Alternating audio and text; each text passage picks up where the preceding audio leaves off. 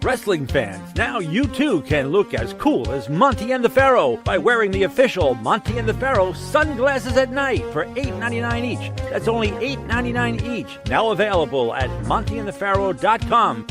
We know what you're thinking. Did they fire off 6 fascinating points of interest or only 5? Well, to tell you the truth, in all the excitement of watching and listening to Long Island's #1 wrestling podcast, I've actually forgotten myself. But being this is the Monty and the Pharaoh from Indie Music Studios in Ronkonkoma, and the fact that they were talking to yet another champion wrestling star, one of the most powerful and talented performers from the wrestling franchise, and not to forget, well-informed and provocative interview questions asked and answered. It was such an interesting and entertaining hour, the questions nearly blew your head clean off. Now you've got to ask yourself a question. Do I feel lucky? Do ya, punk? What? Yeah. No, I'm behaving myself. No, I'm not playing in abandoned buildings. What? Again? Now, I suppose you had those people follow me again. Fine. Hey, this is Jimmy Farrow from Monty and the Pharaoh, and I want to thank all our subscribers. We have now passed 14,000 on our YouTube channel. But I want to ask our subscribers to take the next step for us and become a full-fledged member of Monty and the Pharaoh. Yeah, that's right, folks. There's 3 different levels to choose from. There's free shirts. There's free autographs. Just check it out and become a member of Long Island's #1 pro wrestling broadcast, Monty and the Pharaoh. Later.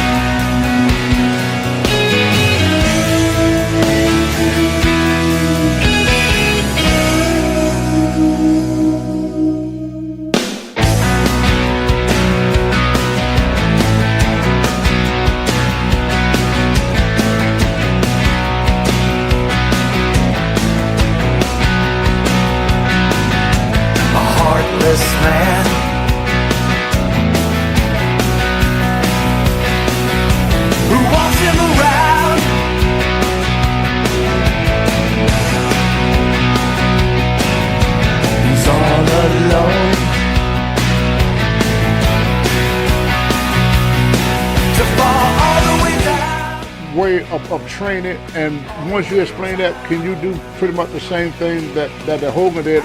Kind of explain what got you into the business and who helped you to get started in this. But I'm interested to know myself, how in the hell you get to look like that? You jack, bro. Man, this is coming from somebody who's twice my size. Man, I'm trying to get like you, brother, man. You see those arms right there? Well, all you gotta do is get fat, bald-headed, black, and ugly. You look just like me. Well, I'm halfway there. Yeah, Monty and the Pharaoh, #1 wrestling podcast. Yeah, when it comes to podcasts, they are the cream, the crop. Yeah, dig it?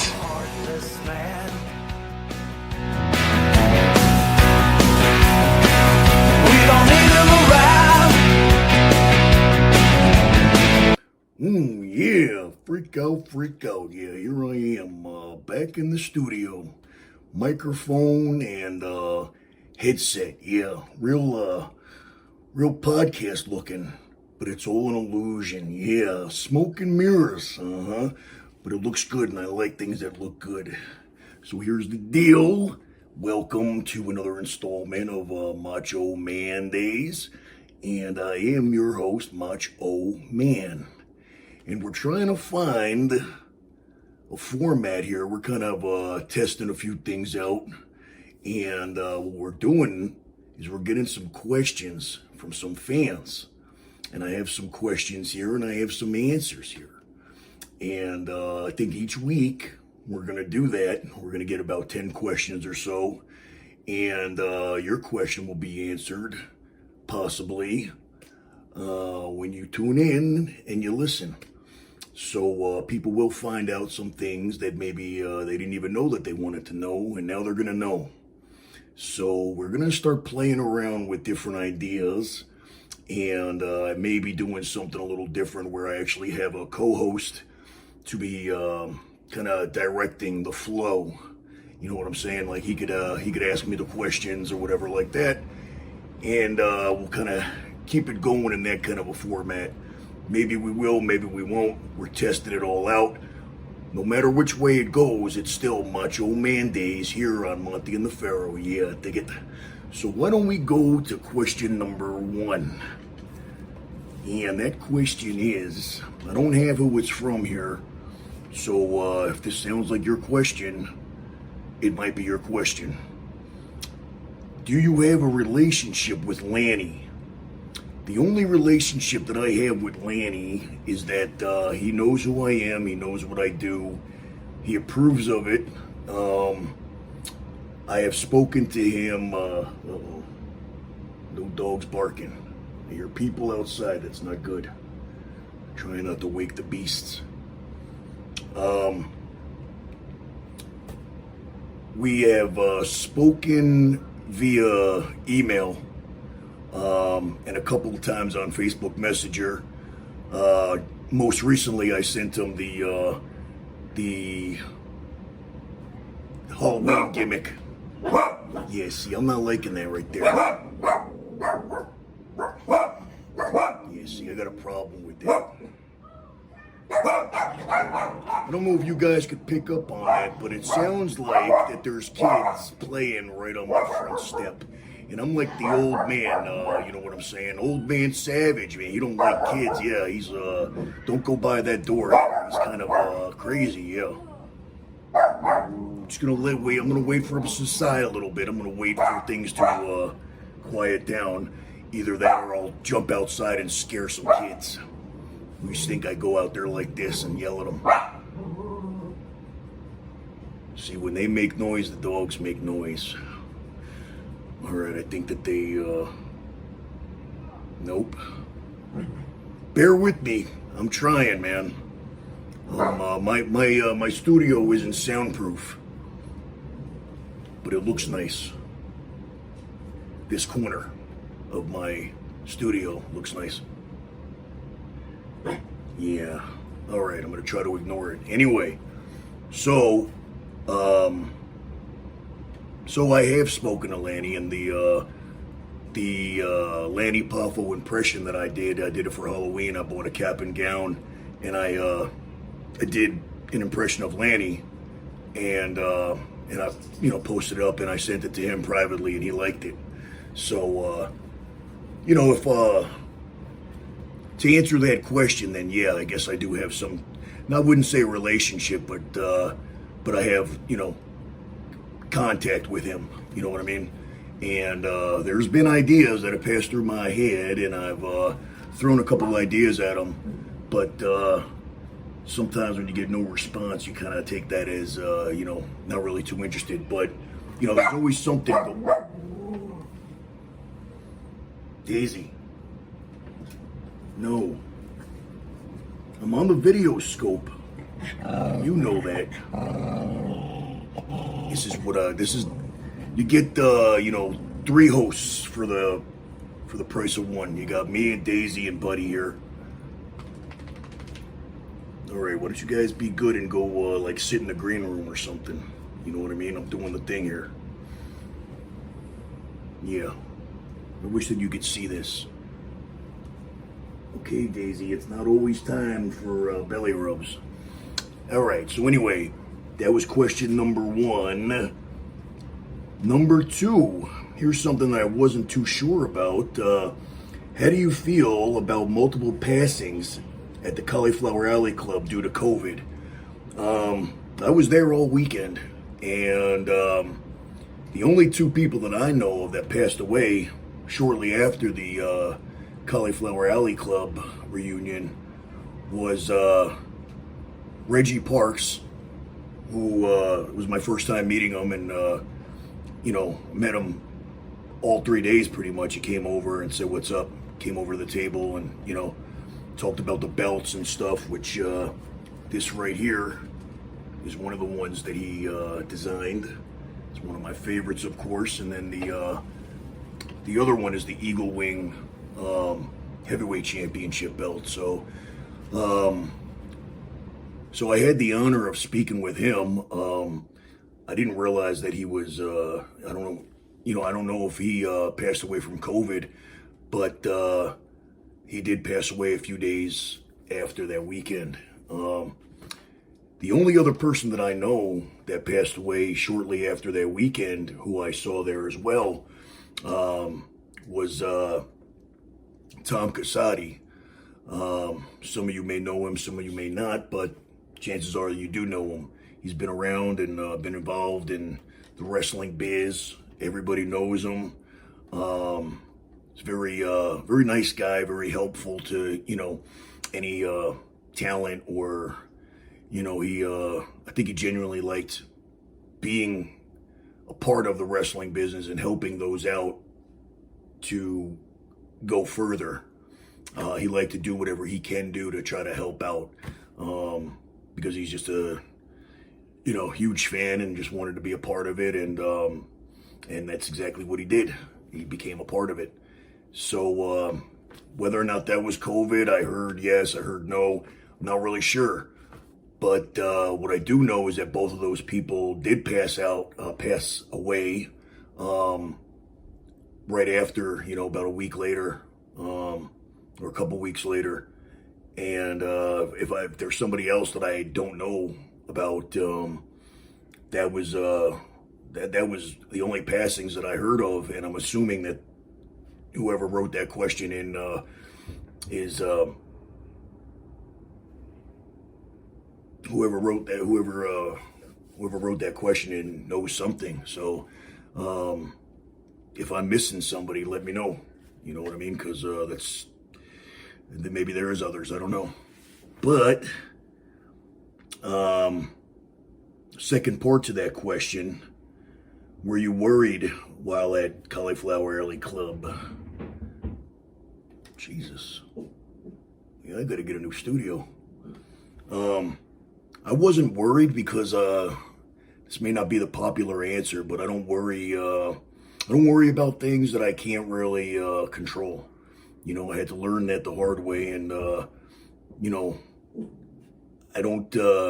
that I have a very strong immune system, so I don't worry about it being compromised.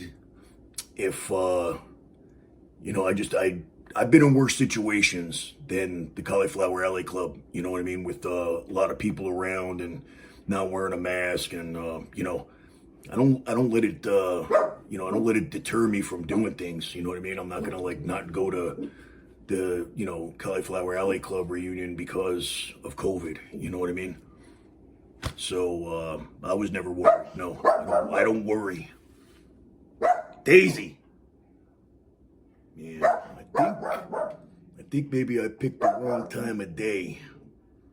I have to write this down. That the dogs don't like this time of day or time of night. We're just gonna wait for that to settle down a little bit, guys. You're messing up my whole gimmick here, man. You know what I'm saying? I'm trying to do the thing. What are you doing?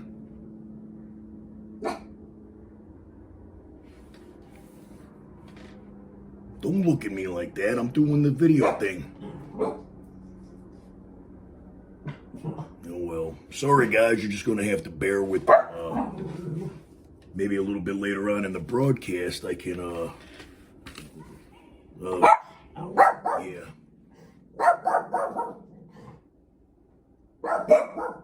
My apologies. There's nothing I can do. So I'm not gonna worry about it. I'm not gonna worry because, if there's nothing I can do about it, then I'm not gonna worry about it. Yeah, I don't know why. I don't know why kids are outside screaming like Jason is chasing after him. Do you hear that? I hope that you could hear all that. I'm trying to maintain my composure and, yeah. All right. Give me 1 second there. Daisy! Man. Is it wrong for me to, be like the old grumpy guy and yell out the window, "You kids, get off my lawn. You hooligans. You crazy little whippersnappers. I know, I know where you live, yeah. I know your parents. Be like that old guy. Just get away from my window. Send the attack dogs out right after you. All right, back to my questions. Quiet out there. You're interrupting the Motch-0-Mandays. All right, now here's a question that I'm going to kind of avoid. I'm going to try to change the question around a little bit here. The question is asking me if there's any heat between me and a particular other person. Now, I'm not even going to mention their names because they're not worth me mentioning their names. That's me giving them some kind of credibility. It's me putting them over more than they already put themselves over. You understand? And I'm not going to do that. I'm not going to help you out. Nope. And if you're listening and you know who you are, then you understand that I've already told you, man. No heat. We don't know each other. Don't talk to me. Don't look at me. Yeah, don't say nothing. Because I don't like you. And I'm not going to shake your hand when I see you. And I told you that the last time that I saw you. Get away from me. Bottom line, that's all you got to do. I don't care. Yeah. I'm starting to think I'm gonna have to scare some little kids out of their wits. So anyway, it's asking me if I have heat with this particular person. Not really. I said what I had to say, and that's that. I just think that some people don't belong in the wrestling business. I think that they belong on the other side of the barricade. If you're, if you're a huge fan, that's understandable because we were all fans and we all got into wrestling because we were fans. But you got to remember, man, when you step foot in that ring, you're now one of them. You're no longer a fan or a mark. And I'm going to, go and say that you're a bigger mark for yourself than you are any 80s wrestler, because that's what you do, is you just follow 80s wrestlers around and you hang on their coattails. It's like a lost little kitten. And that's all I got to say about that. No names mentioned, but if you know who you are, you know who you are. Yeah, and if you don't know who I'm talking about, it doesn't even matter, because that's all you need to know, is that if you're a huge mark for yourself and you're a huge mark for the guys that you grew up watching and you latch on to them, you're making yourself look real pathetic. Yeah, you're a real sad case. And that's why I'm not going to give you any credit. Yeah, I don't know about all that, man.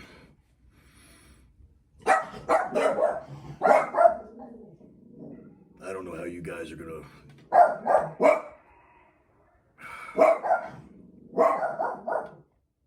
Yeah,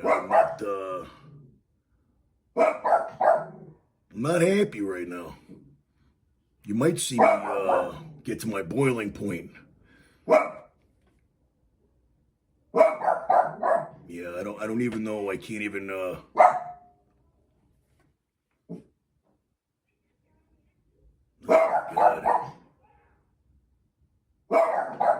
It's very hard for me to concentrate and to think over what I'm saying here until these guys quiet down. Buddy, no more noise. No. I'm gonna have to yell at my dogs like, you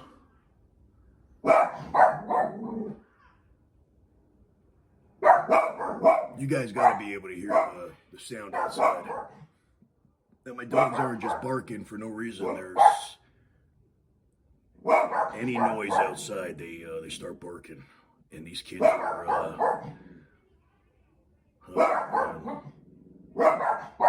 what's going on, man? Go to Chuck E. Cheese. Get away from the door. Yeah. Yeah, man. I'm not happy with this right now. Back to the questions. Yeah. I gotta speak over my animals and speak over the kids out there. Yeah, it's starting to get me a little bit to my boiling point. Yeah. Anyway, like I was saying. Daisy. Man, this is not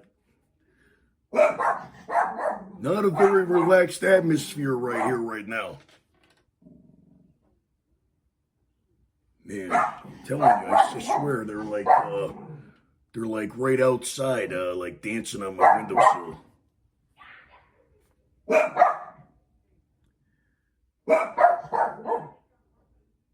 All right. Anyway, the next question is about my acting career. Can't really call it a career, but I did dabble in some acting. That was part of the plan. Is that if there ever came a time that I was going to be done with wrestling, that I was going to go to my second love, which was always, performing and entertaining. And since wrestling and acting kind of go hand in hand, you know what I mean? There's a lot of acting, more than some of these guys think, and that's why they're only wrestlers and not entertainers. But for me, I was always more into the guys that were, believable characters and guys that could cut a promo and sound like they mean it. You know what I mean? It's all acting skills, man. Eye contact with the camera and eye contact with somebody else if you're doing the promo with them. And, it's very, very important to have your acting skills up to par. So it was kind of a natural thing, and I moved to LA, and I moved there for about 2.5, 3 years. Did my thing there, worked hard at it, got some pretty good parts here and there. I was on an episode of Modern Family. It was an episode titled Good Night, Irene, and it was a courtroom scene. And I think they were in Florida or something like that, and they were in court. And I was the case before whoever was going up. And it was like it was a short scene as it was. And then when they aired it, it was like even shorter. So I didn't have a long dialogue there, but they cut it down to me going, "What?" And that was it. And I was basically playing the part of a drug dealer, so I was all dressed fancy and, blah, blah, blah. But, yeah.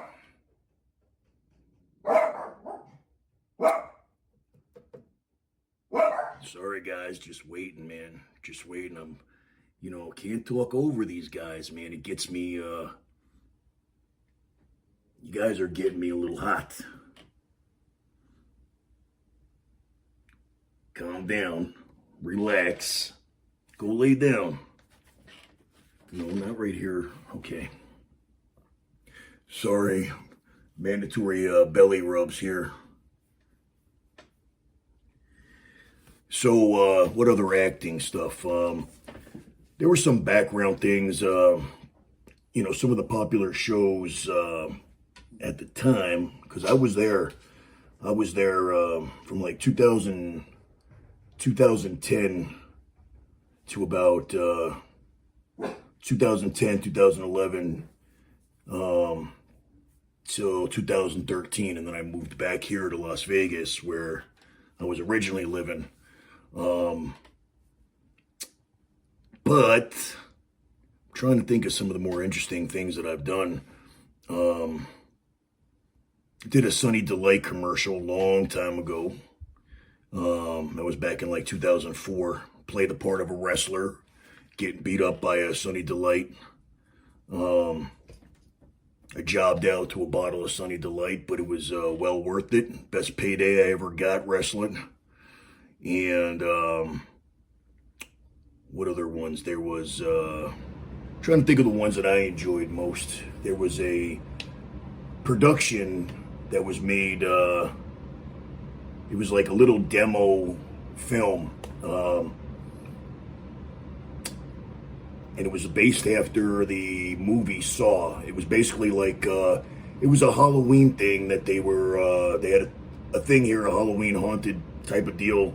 And they had a room that was like, were a few rooms that were interactive like Saw. You'd go and you'd, see the traps or whatever, you know what I mean? And so we did this whole like mini movie. It was only about 20 minutes long, but it was like, it was really good the way that it was produced and the way that the set looked and everything. It's you could find it on YouTube, I'm pretty sure. If you put in Vic Divine, VICD_VINE. That was my wrestling name, but it was also the name that I used for all of my acting stuff. So it was my stage name from from day one. Well, not actually day one. I had some other bad names, but that's the one that I stuck with. And so whenever my name is in the credits, it'll say Vic Divine most of the time.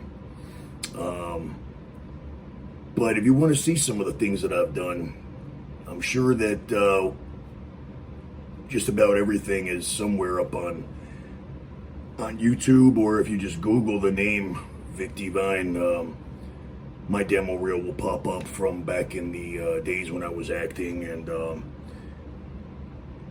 trying to think if there's any other things that you might want to check out. There was a few local commercials and stuff too. Things that were shot out here in Vegas that were not, basically just local companies that would do commercials for their local TV here. So I did a couple of those things, playing like a burglar for an alarm company out here. There was another commercial that we did out here for Health Plan in Nevada. So there's a lot of local stuff out here, but the things that I get booked on here, and I still dabble in it here and there. If something sounds like, good money, or sounds like a good little project that I'm going to enjoy, then I'll still do it. Not as much, but as Vic Divine. So Vic Divine still lives in the entertainment world. Just it's not my main focus, and it's not something that I take every gig. You know what I mean? This right here, doing the Motch thing, is something that I'm focusing on 110%, and this is what I really am concentrating on right now, doing the thing, doing the Motch thing. So, but yeah, you could search Vic Divine and you could find a lot of interesting things. They are interesting, even though I can't think of them right now. There was Eliminate was like a dating game show type of deal back in the day. That was like 2004, 2005, something like that. Right before I moved down to Louisville, Kentucky for OVW, which gives me the segue right into the next question. Yeah, I like this. See how good I am? Yeah, Ryan Seacrest ain't got nothing on me. Yeah. Why did you not make it to the main roster? Okay, so here's the deal with that. I was down at OVW from 2005 to 2007. Now, I moved down there. I was living in New York, and I had pretty much done everything that I could do on the East Coast. WWE knew who I was already, and I was, doing their TVs and stuff whenever they were in the area. I was getting, bookings for, enhancement talent or whatever. And I just felt like, you know, things aren't going to go any further if I don't take it to the next level. So at this particular time, OVW was now considering to bring talent in to train there. You know, if you're willing to pay and, you know, move your life down there or whatever. They didn't do that the year prior, that they were only accepting people. They would do the tryouts, and if you got chosen for the tryout, then you would be invited to come down there, and you basically, you know, you're getting an invite, so you're paying. You're not under contract right away. You were invited to try to get a contract. And I actually did that the year before I actually moved down there. And that's going off on a different subject there. I'm sure we'll touch on that at some other time. But basically, 2005 to 2007, moving down there on my own dime, trying to find work that is that could work around the shows, the training sessions. It was not an easy time because I wasn't being paid to be down there, but I was paying to train there, and I was being able to be seen by WWE when they came down there.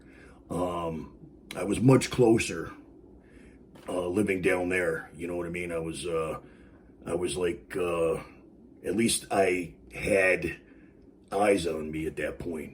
And what ended up happening with that is that as far as like not making it to the main roster, I wasn't even contracted, and I kind of left on my own. You know, I just kind of I was there for 2 years. I had moved up from they started me in the beginners class, no problem. I kept my mouth shut. You know, worked hard. Of course, they just wanted to test me, and when they saw I could lock up and take a bump, that I moved, they got me moved into Rip Rogers' class, which was the intermediate class. But if you ask me, that's where you really learned the advanced stuff. And then there was the advanced class, and Al Snow was the trainer of all the contracted talent. So I was training with the intermediate crew, the intermediate class, and the advanced class.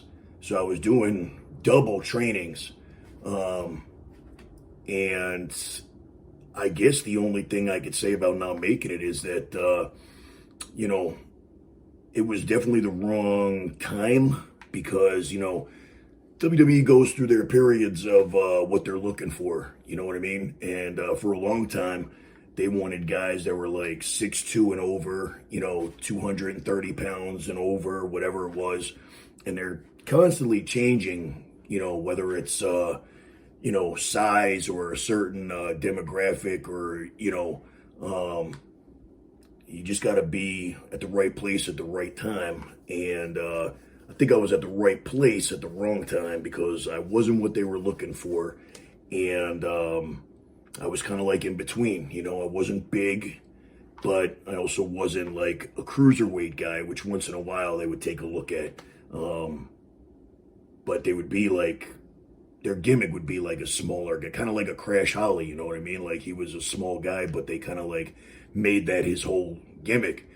So at this time, there wasn't a whole lot of small guys, and I was like right on the border, man. I was like, I was ripped, and I was like 200 pounds or something like that. But compared to the other guys that were, signed, that were under contract, I was small. So I wasn't what they were looking for. And eventually, towards the end there, because like I said, I started in 2005, and I left in July of 2007. And what was happening towards the end was they would treat me, and there was only a few others that they invited in to the advanced class that weren't under contract. And a lot of them ended up getting contracts, and are still, either working for WWE, either behind the cameras, as an agent, as a producer, whatever, or as talent, whether they're still in WWE or they, moved on to other promotions. But they had no interest in seeing guys and girls that were not under contract. When the office would come down there, which was usually every Wednesday, because we would have the TV tapings, we would have a show on the CW out there in Louisville, Kentucky, and we did the show on Wednesdays, and then it aired on Saturday nights, I believe it was. But every Wednesday was our live TV taping, and always had a good crowd at the Davis Arena, and there was always a production meeting in the afternoon. That was usually, we didn't have any training on Wednesdays in the afternoon. It was come to the production meeting, dress biz cash, and find out what's going on for the evening. And even if you didn't have something, every week I would be there, and I would ask Al, hey man, you got anything for me? Can we, and Al was cool, man. He liked me, and he would always get me on TV whenever he could use me. But he always said, you know what, man, bring your stuff and hang out in the back, get dressed. You never know. And a lot of guys didn't like that. A lot of guys didn't do that, and I did. Every time that every Wednesday, I treated it as if I was wrestling. And I'd get to the Davis Arena, and I'd, go in the back and hang out, and, I'd get dressed, and I'm ready to go if something happened where they needed to fill in some time, or, whatever. It's live, you know what I mean? So they got to keep things going, and if they needed a quick 5-minute match or something in between something, that's when they look for the guys that are dressed and ready to go. And I always let them know where I was. Hey man, I'm in this room, I'm dressed and ready to go. I mean, I was oiled up, I was ready, man. I'm back there warming up the whole night just in case they need me. So I don't think that me not getting signed was any fault of my own. It's one of those things that it obviously wasn't meant to be, and I don't have any regrets. I'm doing this thing right now, and I enjoy doing this thing, and it's less dangerous, and I get to entertain people in a safe way, and I really dig this, and so I don't cry over not getting signed. It was actually a blessing in disguise, I think, and but hopefully that answers your question as to why I never got on the main roster. I was never really part of, I was never part of a roster as far as, it being a paid spot. We'll put it like that. But even if I would have stuck around, 6 months later, WWE lost their deal with OVW as a developmental for whatever reason. And I guess they couldn't survive without Vic Divine. Because when I left, man, 6 months later, it went bye-bye. But OVW is still there, and it's still strong, and Al is still he's basically one of the owners of OVW now. And they just don't have a tie with WWE as far as their developmental. And if you ask me, they should, because when OVW was the developmental for WWE, they were producing great talent. You guys probably already know, man. Batista and Randy Orton and John Cena and Brock Lesnar. Who else? Shelton Benjamin. There's a lot of guys, man. Eugene. There's so many guys that basically were trained by Rip Rogers and Al Snow during their time in developmental. And I hate to say, man, when they decided to cut ties with OVW, they never produce talent like that ever again. I see what they're trying to do now. They're trying to do like a developmental type of thing with NXT, that it's not a third brand, that it's a developmental, but they have their own TV, and they're going out there and basically just showing their training sessions, and that doesn't, I don't know why you'd want to put people on TV that aren't ready to be on TV. They're not, their work isn't. It doesn't make any sense to me, but I'm not here trying to figure it out.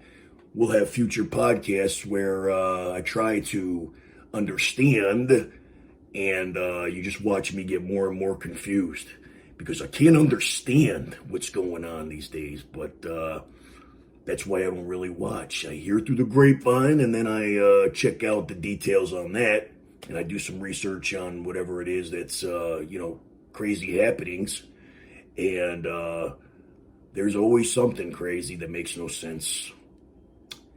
And that is the way that it is. On to the next question. Looks like it's the last question.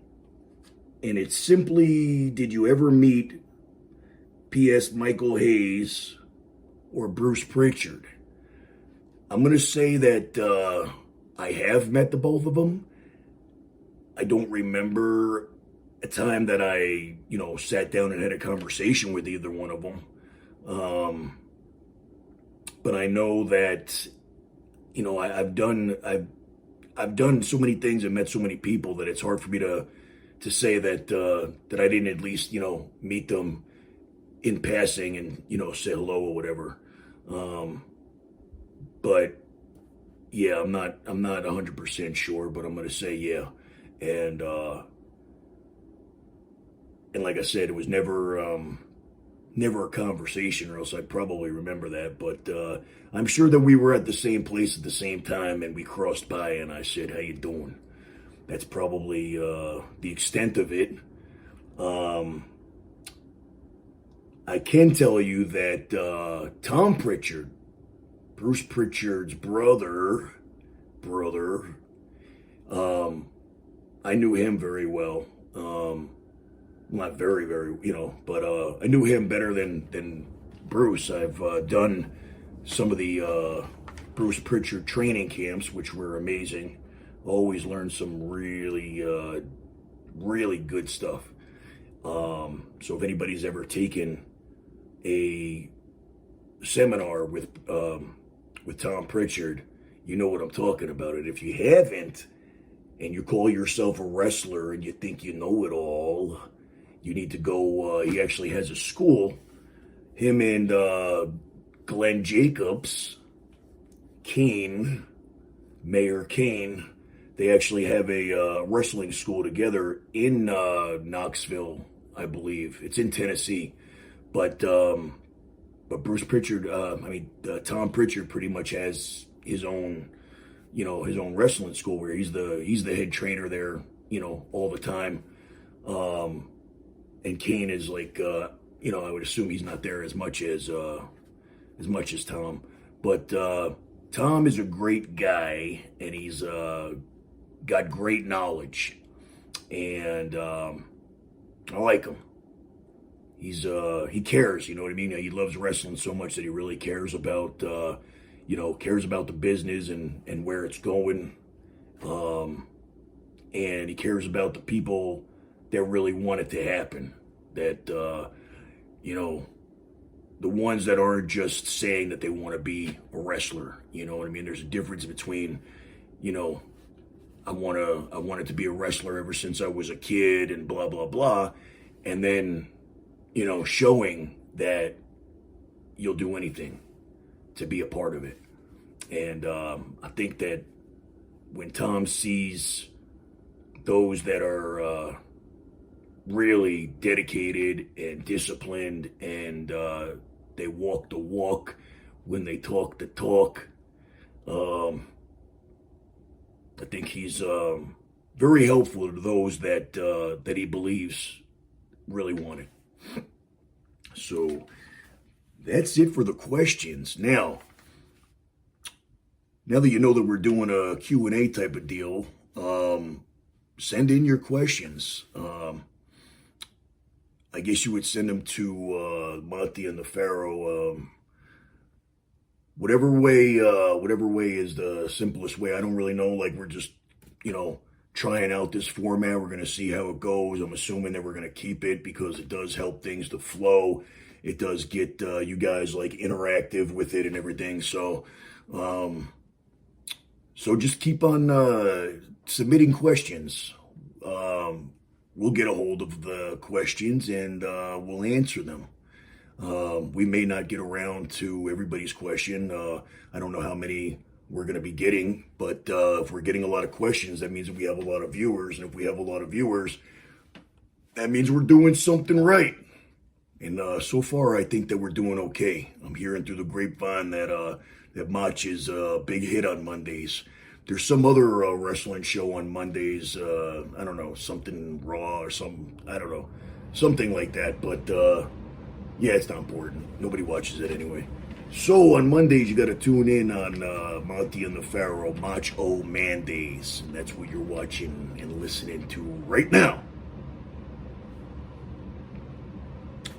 Now, we can talk a little bit about the recent activities at WWE, the firings, those that have been future endeavored. And my opinion on that is that, some of them, of course, were a huge surprise. And some of them, I didn't even know who they were. A lot of them I didn't know who they were because I don't really watch.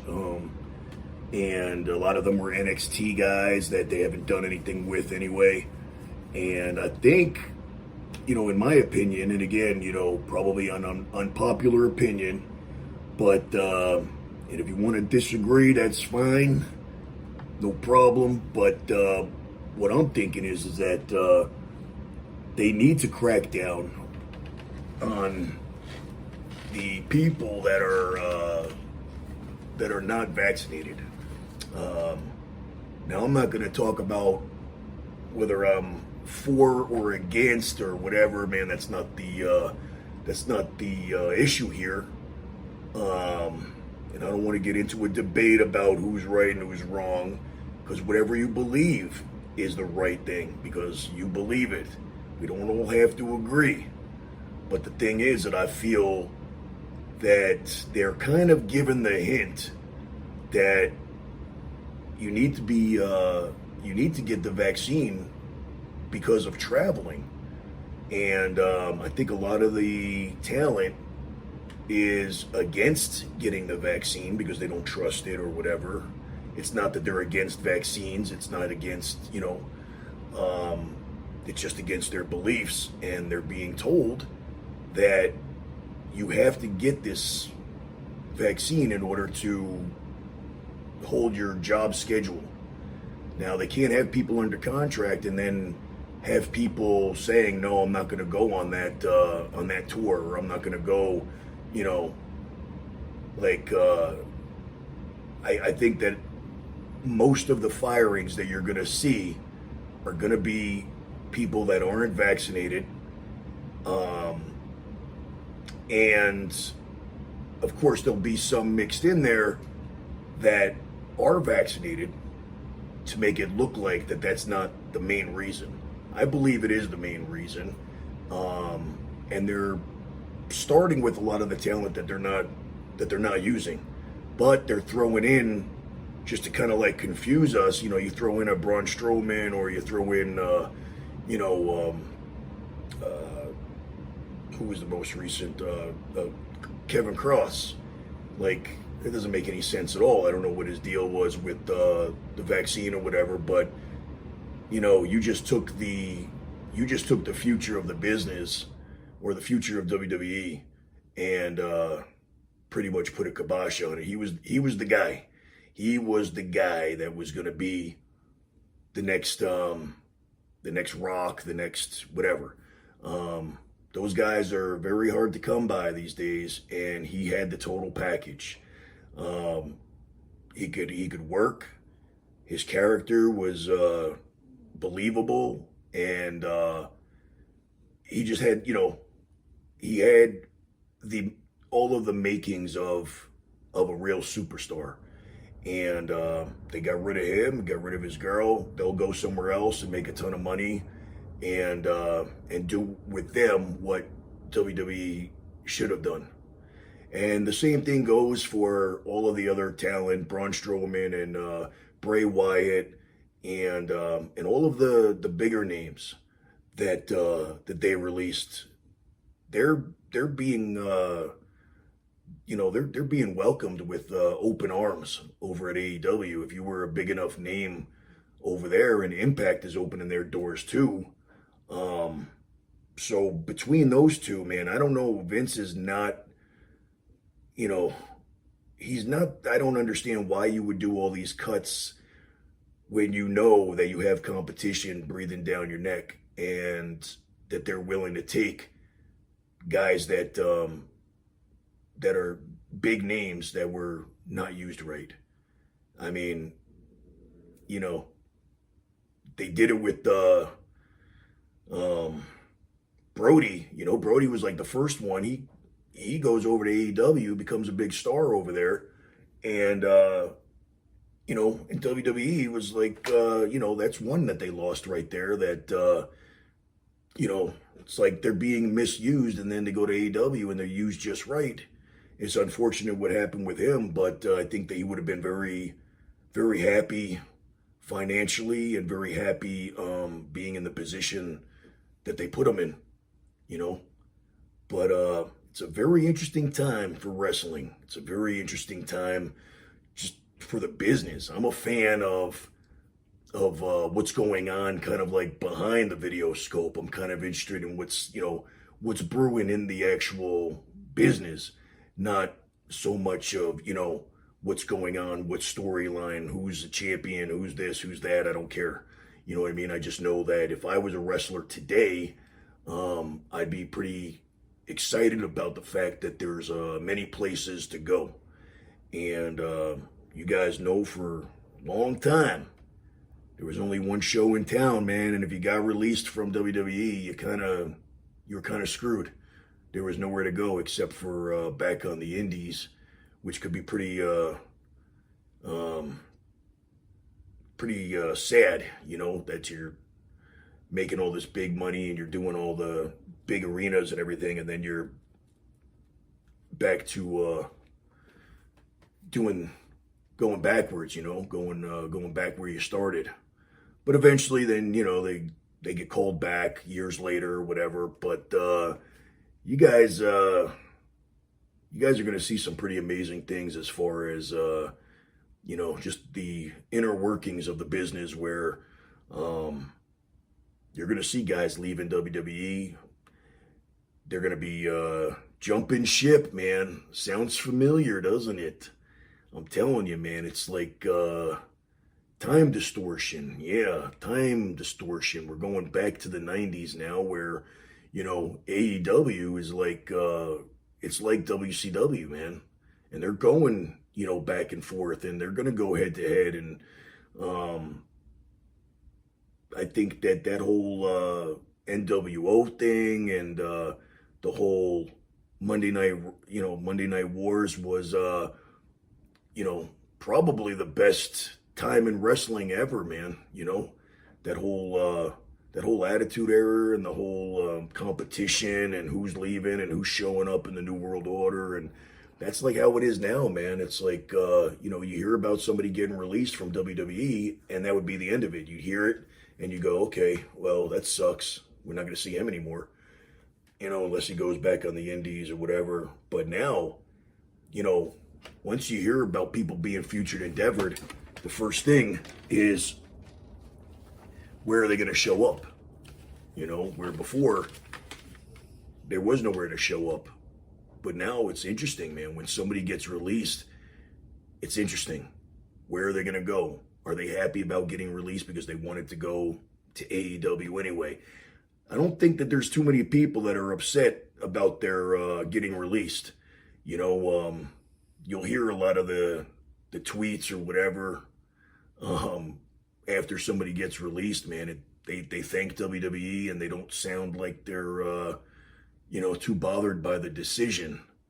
I think they're quite happy with being able to go somewhere new and explore, a whole new company. And I don't hear too many people complaining about how it is in the AEW family, and they try to treat their talent like family.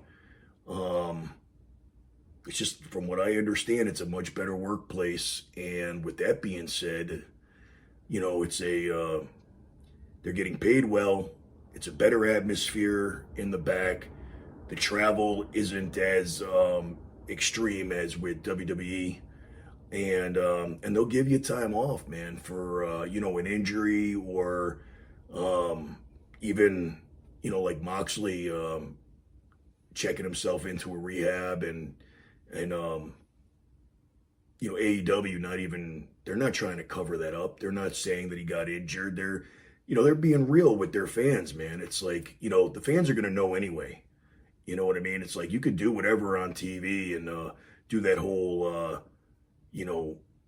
fake storyline to get them off TV. And then you're going to read, the very next 5 minutes on some dirt sheet telling you the real reason. I think it's pretty cool that they're being upfront about it. You know what? Yeah. He's got a drinking problem. He's going to go address it. He's going to come back better than ever. The fans appreciate that, man. And the fans are supportive. And I think that's a whole different approach. You know what I mean? They're being, and even WWE has been a little bit more lenient with needing necessary time off to, it's very nice to see that they're caring a little bit more now, or a lot more, or at all, about the awareness of mental health. And believe me, man, it's that's even more crippling than an actual physical injury. Try to work through when you have really bad anxiety, or you're in a really depressive state. It's almost, you want to talk about doing something impossible and just having to get through it, and the show must go on. Believe me, that surprises me more than when somebody could wrestle through a physical injury.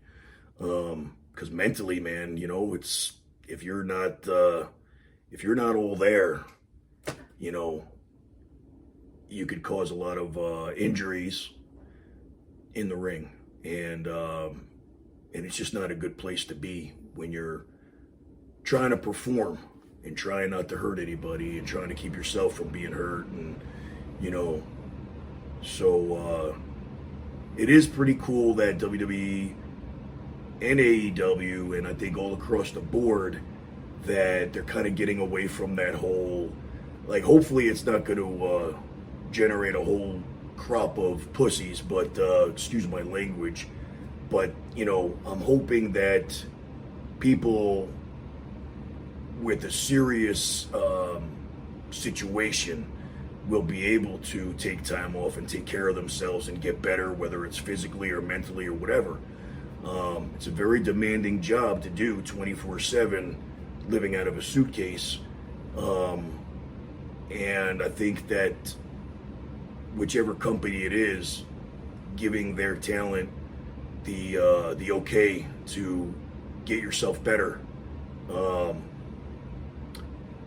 I think that's good. And I also think that some old school guys will still work through whatever, because that's the way we were all taught in wrestling, that there's no such thing as timeout. There is no such thing as being injured where you can't work, and you don't have to worry about people like taking your spot. I think that things have eased up a little bit. That doesn't mean that some of these new guys could get a hangnail and say that they they need 4 months off to heal from the the mental stress of a hangnail. And I'm saying that kind of sarcastically, but where I'm going with that is that there's people out there, man, that they don't want to work through the hard times. And that's fine, man. If you really need the break, then you need the break. But If you don't say that you do. You ruin it for the people that really need to get themselves better. So that's my whole take on the releases and everything. I think that the majority of it has to do with them having to let talent go that doesn't have the vaccine, but they don't want to come out and say that. But the next crop of talent that gets released, keep track of how many of those were vaccinated and how many of them weren't. And that could be the only reason for them to be giving up big stars. I could understand you got somebody who's like a, lower on the card, and you don't even really see them that much. To release them is easy, you know what I mean? It's like, well, we'll save money and, we'll add them even though that whether they have it or they don't have it, we'll throw them into the mix, you know what I mean? Or whether they not have COVID, but have gotten the vaccine. But we'll have to see. We'll see, because there are going to be new releases, and we will talk about them when it happens. So, until next time, I think I got all your questions. Don't forget to send some more in, and I'll choose the best ones, and I'll mention them on the air. And hopefully you're watching, and hopefully that you've gotten your answers to your questions. Or maybe I answered a question that you didn't even know you had until I answered it. You never know with Motch. Could answer all kinds of questions. Yeah, I can, shed some light on the meaning of life. Yeah. You listen to Motch, everything's going to be okay. And on that note, this is Motch-0-Man signing out from Motch-0-Mandays. I'll see you next week. Yeah, dig it.